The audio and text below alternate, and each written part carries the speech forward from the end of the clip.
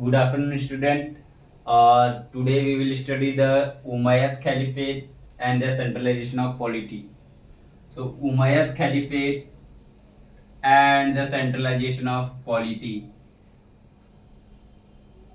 ये class world history का class 11th का थीम 4 है एंड इस्लामिक सेंट्रल लैंड।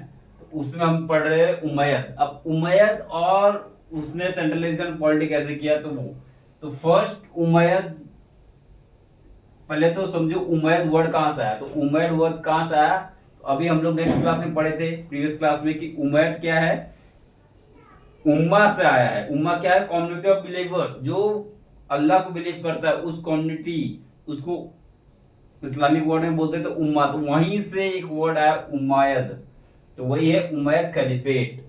तो उम्मा का एक लीडर जिसका नाम था मुआविया, जिसको अली ने हरा नहीं पाया था, यही मुआविया अब बनेगा किंग, और ये फर्स्ट किंग बनता है उमैयद डायनेस्टी का। अब फर्स्ट किंग बनेगा, और ये क्या किया, मूव हिज कैपिटल, अपना कैपिटल, पहले वो कुफा में अपने को एस्टेब्लिश किया था अली ने खलीफा, और ये लोग रूल करते थे मदीना से। लेकिन अब ये जो मुआविया है, अपने आप को मदीना से कहां मूव कर दिया, डेमेस्कस, जो सीरिया का कैपिटल है, डेमेस्कस में मूव कर दिया अपने कैपिटल को, और adapted the court ceremonies and the administrative structure. किसका, तो बाइजेंटाइन एम्पायर का जो एडमिनिस्ट्रेटिव स्ट्रक्चर था वो सब एडप्ट करेगा मुआविया अपने सेंट्रलाइजेशन पॉलिटी में। इसलिए उसको अपने आप को सेंट्रलाइज करके वहां पे कोर्ट सेरेमनी हो गया, एडमिनिस्ट्रेटिव स्ट्रक्चर हो गया, बाइजेंटाइन एम्पायर का कॉपी करेगा अपने एडमिनिस्ट्रेशन में।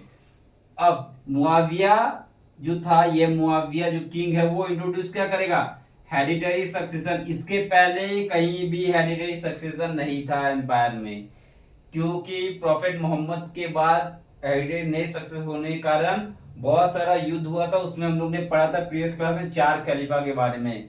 पहले खलीफा थे अबू बकर, सेकंड खलीफा थे उमर, थर्ड उस्मान, और फोर्थ अली। अब अली के बाद एक मुआविया आके अपने आप को एस्टेब्लिश करेगा और अपना कैपिटल चेंज कर देगा दमस्कस में, और court ceremony administrative structure establish करेगा according to the Byzantine empire.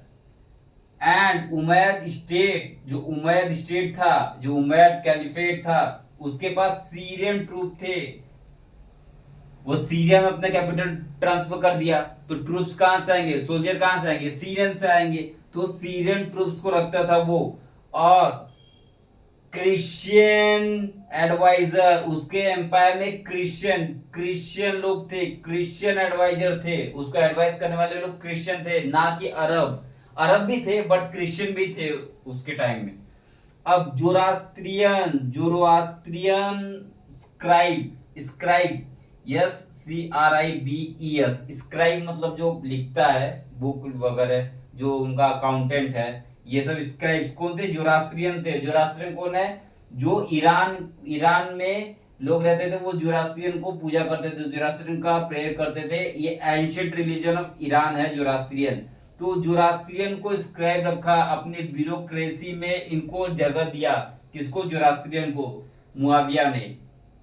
अब मुआविया के बारे में इतना ही पढ़ना है, क्लास 11th के टेक्स्ट बुक में इतना दिया, और भी बहुत सारी चीजें हैं बट जितने क्लास 11th में दिया है उतने मैं बता रहा हूँ।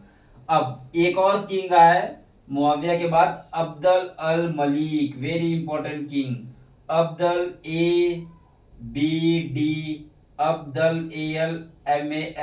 Malik, Abdul Malik. इन्होंने क्या एडप्ट किया, इन्होंने एडप्ट किया अपने एम्पायर में Arabic as the main language of administration. जो एडमिनिस्ट्रेशन का लैंग्वेज होगा वो कैसा होगा, वो अरेबिक होगा।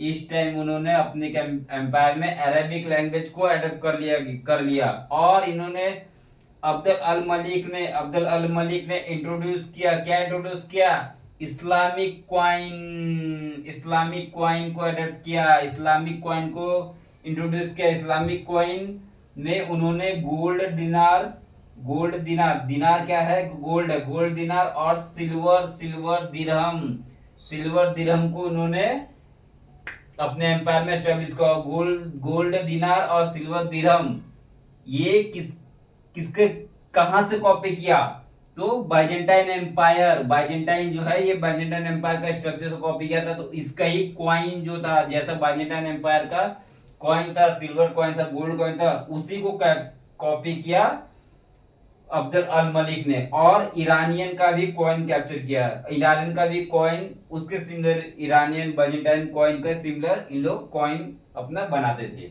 तो ये पूरा Umayyad dynasty, Umayyad centralization polity ये पूरा खत्म। अब नेक्स्ट हम पढ़ेंगे अब्बासिड खलीफेट।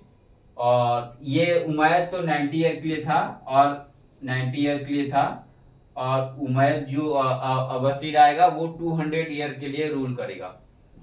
तो गाइस नेक्स्ट हम लोग वीडियो में पढ़ेंगे अब्बासिड खलीफेट, और इसका स्क्रीनशॉट ले लो, और एग्जाम में यही सब लिखना है बस। इसके अलावा और कुछ एग्जाम में इससे ज्यादा याद भी नहीं रहेगा, और इससे ज्यादा लिख भी नहीं पाओगे। Okay, thank you.